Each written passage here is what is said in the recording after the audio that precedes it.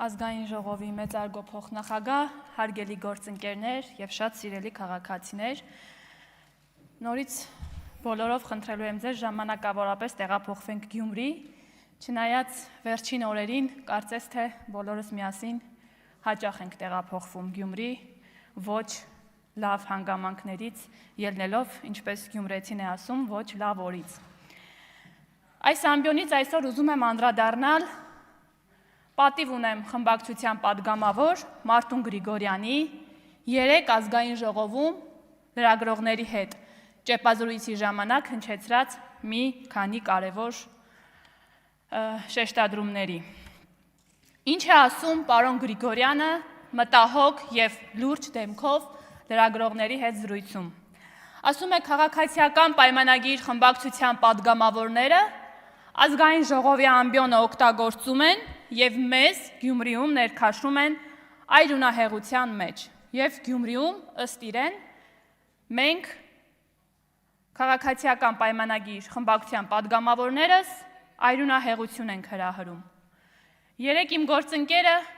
անդրադարձավ այս մտքին, բայց եւս մեկ անգամ ես եմ ուզում խոսել։ Պարոն Գրիգորյան, լրիվ ճիշտ հակառակը ձեր ասացի։ Մենք ամեն ինչ անում ենք, որ Գյումրիում այլևս այրունահեղություններ չլինեն։ Իսկ այրունահեղության հեղինակները Գյումրիում տարիներ շարունակ գիտենք թե ովքեր են եղել։ Այրունահեղության հեղինակին դուք դարձրեցիք համայնքապետ։ Եկել այսօր խոսում եք մեծ։ Մեզ ներքաշում են կրիմինալ վենդետաների մեջ, ասում է Մարտուն Գրիգորյանը, Սերժ Սարգսյանի պատգամավոր Մարտուն Գրիգորյանը։ Պարոն Գրիգորյան, նորից ստիպված եմ կրկնելու, վենդետաները, այրունահեղության հետ կապված պատմությունները, կրակոցների հետ կապված պատմություններ, Գյումրիում բոլորը գիտեն, թե ինչ հայտնի ընտանիքների հետ է կապվել եւ մինչ այս պահը եւս կապվում է։ Չէի խոսի այս թեմայով, եթե ձեր երեկվա հարցազրույցը չլիներ եւ այս մտքերը դուք չհնչեցնեիք, բայց ստիպված եմ գոնե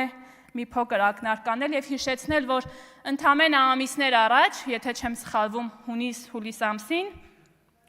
Գյումրիում կրակոցներ տեղի ունեցան, որի մեջ նաեւ շրջանառվեց ըստ օդում կախված լուրերի, ըստ մամուլի հրապարակումների, նաեւ ձեր որդու անունը, ով եթե չեմ սխալվում, նորից ըստ մամուլի հրապարակումների այս պահին գտնվում է հետախուզման մեջ։ Էնպես որ գոնե լռեք եւ մի դաշտ բացեք այն թեմաների համար, որոնց մասին նորից եմ կրկնում, ես չէի խոսի, եթե երեկվա ձեր լուրջ դեմքով եւ մտահոգ հայացքով այդ հարցազրույցը չլիներ։ Ինչ եք ասում դուք 3 եւ օրեր շարունակ։ Նախ նորից ուզում եմ հիշենք, թե Վարդան Ղուկասյանի հետ կապված, ենթադրյալ կաշառակեր Վարդան Ղուկասյանի հետ կապված այդ միջադեպից հետո ինչ հայտարարությամբ հանդես եկաք ձեր սոցիալական էջում, մոտավորապես նորից հիշեցնեմ բովանդակությունը հետևյալն էր։ Ես ձեզ ասում էի, չէ, որ Վարդանիկին առաջին պլան բերել պետք չէր։ Բայց մինչ այս պահը նորից ես շարունակում եմ չհասկանալ, թե ում էր ուղված այդ ձեր հռետորական հարցը, այսպես ասած, եթե դուք բերեցիք առաջին պլան։ Երեք արդարանում էիք, ասում էիք, ես չունեի տարբերակ։ Ուժերից մեկը գիշերը գնաց Վարդան Ղուկասյանի մոտ, մյուսը առավոտ։ Դուք գնայիք գիշերը, պարոն Գրիգորյան։ Ընտրությունների գիշերը վեր կենայիք եւ գնայիք Վարդան Ղուկասյանի մոտ եւ ասում եք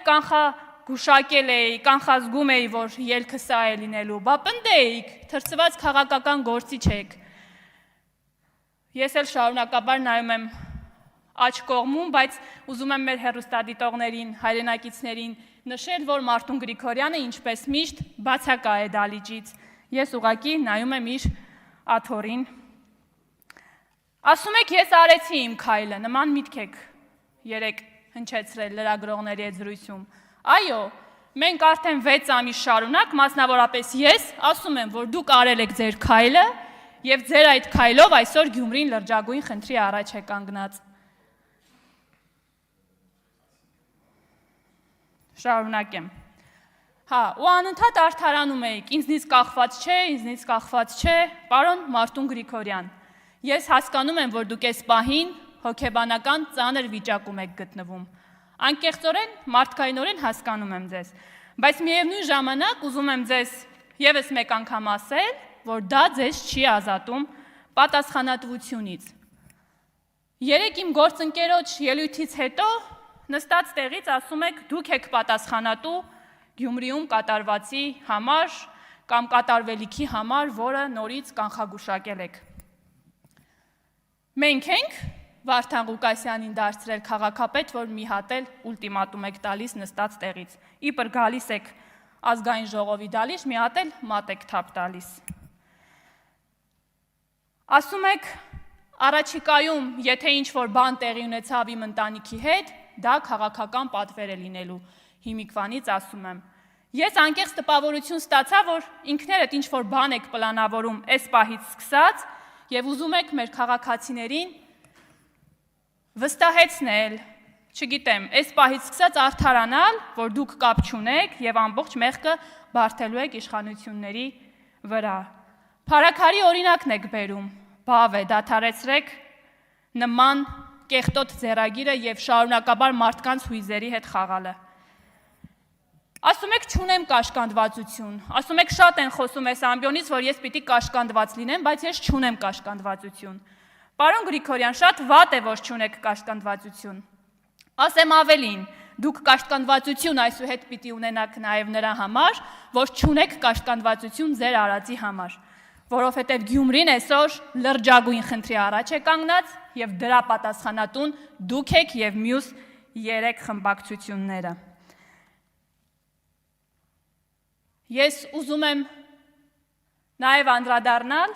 պատիվ ունեմ խմբակցության, կուսակցության, չգիտեմ, առաջնորդ, բայց միևնույն ժամանակ պատվի հետ ընդհանրապես կապ չունեցող Սերժ Սարգսյանի երեկվա հայտարարության հետ, որը դատարանի բակում էր արել, ասելով, որ վեհափառը որ պահին ասի, որ եկեղեցում ասի, մենք կողքը կլինենք, ուզում եմ այդ մարդուն հարցնել, ինչ են անելու միասին, այն չհաջողված ահաբեկչությունն են վերջնակետին հասցնելու, որոշելու են, թե որ պատի տակ են գյուլլելու քաղաքացիներին, կամ որ մեքենաներն են այրելու, ես ձեզ ուզում եմ վստահեցնել, որ այո, դուք բոլորդ միասին, այդ որ վեհափառ եք կոչում, ի նկատի ունենալով սատանայի հետ գործարք կնքած կտրիչին, այո, բոլորդ միասին հայտնվելու եք օրերից մի օր մի տեղ, որտեղ շատ երկար ժամանակ խոսելու առիթներ կունենաք և թեմաներ կունենաք վստահ եմ։ Պարոն Արծվիկ Մինասյանը մի քիչ առաջ այս ամբիոնից ասեց, այ մենք սկզբունքային եք, դուք չէ։ Այո, դուք սկզբունքային եք ստախոսության, խառնակչության, կաշառակերության, հարստություն դիզելու և նմանատիպ լիքը արատավոր հարցերում։ Այո, այդտեղ ես խոստովանում եմ, մենք ձեզ նման սկզբունքային լինել չենք կարող։ Շնորհակալ եմ։